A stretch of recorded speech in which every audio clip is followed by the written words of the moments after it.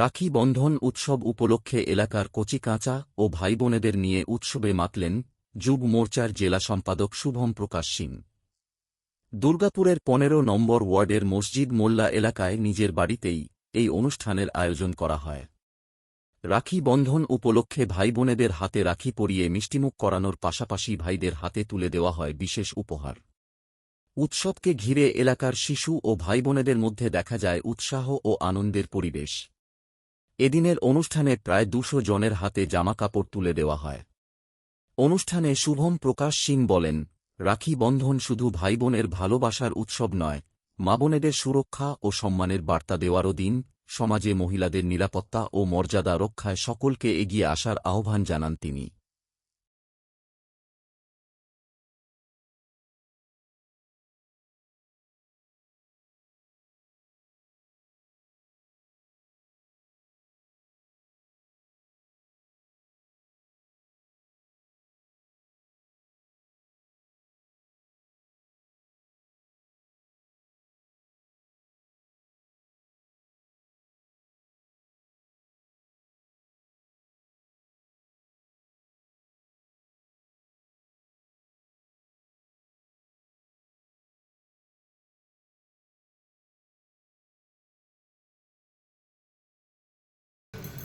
আজকে আমি নিজের বাড়ি এখানে আমরা রাখি বন্ধন উৎসব পালন করলাম।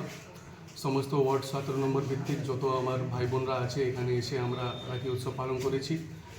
আর প্রায় আমরা ২০০ জন যে আমার বোনরা আছে তাদেরকে উপহার কিছু দেওয়ার এটা চেষ্টা করেছি।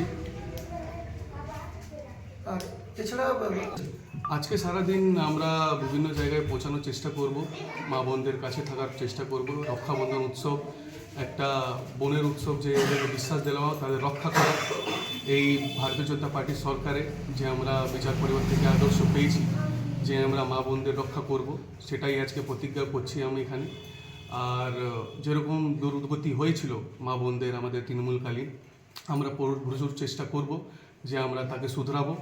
আর আমাদের বোনদেরকে এটা সাহস দেব যে কোনো টাইম লিমিটেড ওরা বাড়ি থেকে বেরোবে না।